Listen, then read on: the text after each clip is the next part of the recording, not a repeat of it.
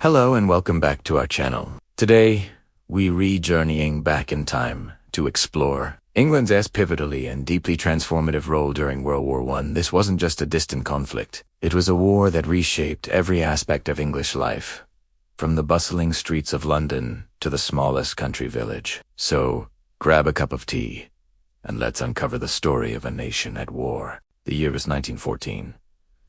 Europe is a powder keg, and the assassination of Archduke Franz Ferdinand of Austria provides the spark. When Germany invades neutral Belgium on its way to France, Britain's hand is forced. On August 4th, 1914, the British Empire declares war. As the heart of the empire, England immediately becomes the nerve center for war planning, mobilization, and national effort. The nation holds its breath, unaware of the immense sacrifice that lies ahead. Within days, the first wave of professional soldiers, the British Expeditionary Force, or BEF, crossed the Channel to France. These were some of the best-trained troops in the world, but they were vastly outnumbered. At the Battle of Mons and the First Battle of Ypres, they fought with incredible courage against the German advance. Though they suffered heavy casualties, the BEF, alongside their French and Belgian allies, managed to halt the German juggernaut, preventing a swift victory and setting the stage for the grueling years of trench warfare to come. They were called the Old Contemptibles, a nickname they wore with pride, but their sacrifice was just the beginning. The image most of us have of World War I is the trenches, and for millions of men from England, this became their reality. Life on the Western Front in France and Flanders was a relentless struggle for survival. Soldiers lived in a maze of muddy ditches, constantly under threat from artillery shells, sniper fire, and the terrifying prospect of gas attacks. The conditions were horrific. Rats the size of cats, lice, disease, and the constant, damp cold. It was a landscape of mud and barbed wire. And then there were the battles numbs that are now etched into history for their staggering human cost. The Battle of the Somme in 1916 saw the British Army suffer nearly 60,000 casualties on the very first day, many from English regiments. A year later, the Battle of Passchendaele,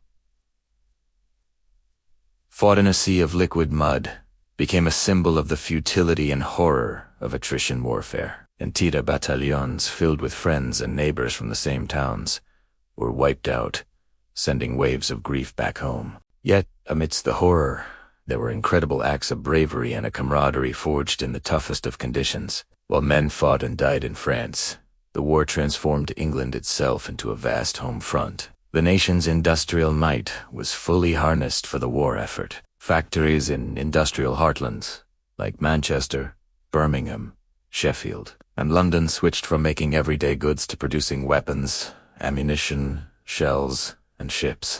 The roar of machinery became the soundtrack of the home front, a constant reminder of the war effort. With so many men away fighting, a new workforce stepped up to fill the gap. Women. They took on roles previously considered exclusively for men, becoming the backbone of the war economy. Thousands of women, known as munitionettes, worked in dangerous munitions factories, dealing with toxic chemicals that turned their skin yellow, earning them the nickname Canary Girls. Others joined the Women's Land Army to work on farms, ensuring the nation was fed. Women also served as nurses in organizations like the Voluntary Aid Detachments, or VADs, tending to the wounded both at home and near the front lines. Their contribution was immense and would irrevocably change the role of women in British society. The war also reached English civilians in a way no conflict had before. German U-boats targeted supply ships, leading to severe food shortages. By 1917, the government introduced rationing for sugar, meat, butter, and other essentials. Long queues became a common sight, and families had to get creative with their limited supplies. Adding to the anxieties, German Zeppelin airships, and later Gotha bombers, began raiding English cities. For the first time, civilians in London and other towns experienced the terror of aerial bombardment, blurring the lines between the battlefield and the home front. The immense pressure of the war brought about significant political and social change. In 1916, with volunteers no longer sufficient to replace the staggering losses, the government introduced conscription, making military service mandatory for most men. This was a hugely controversial step in a country that had long prided itself on its volunteer army. The war also saw dissent and unrest. There were strikes over low pay and poor working conditions, and protests against food shortages. But perhaps the most significant social change was the advancement of women's rights. In 1918, in partial recognition of their vital contribution to the war effort, the Representation of the People Act was passed. It granted the right to vote to women over the age of 30 who met a property qualification. It was a major step forward on the long road to universal suffrage and a direct consequence of the social upheaval caused by the war. The year 1917 marked a crucial turning point. After years of neutrality, the United States entered the war, bringing fresh troops and immense industrial resources to the Allied side. This tipped the balance of power. By the summer of 1918, the revitalized Allied forces, with English troops playing a major role, launched the 100 Days Offensive. This series of decisive victories finally broke the stalemate on the Western Front, pushing the exhausted German army back across France and Belgium. The end was finally in sight. On the 11th hour of the 11th day of the 11th month, 1918, the armistice was signed. The guns fell silent. Across England, celebrations erupted.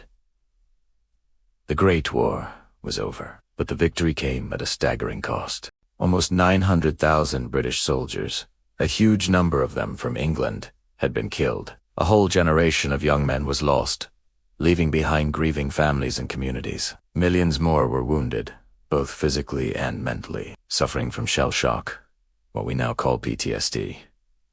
The aftermath was a period of great difficulty. The country was burdened with massive debt. The transition from a war economy led to high unemployment and a series of major strikes in the 1920s. Though Britain had won the war, its position as the world's dominant global power had been fatally weakened. The war had scarred the nation's psyche, leaving behind a legacy of loss and remembrance that we still honor today with poppies and moments of silence. England, and indeed the world, would never be the same again. Thank you so much for joining us on this deep dive into England's experience in World War I. It's a story of immense sacrifice, profound change, and incredible resilience. If you found this video interesting, please give it a thumbs up and subscribe to the channel for more historical journeys. Let us know in the comments what part of this story resonated with you the most. Until next time, take care.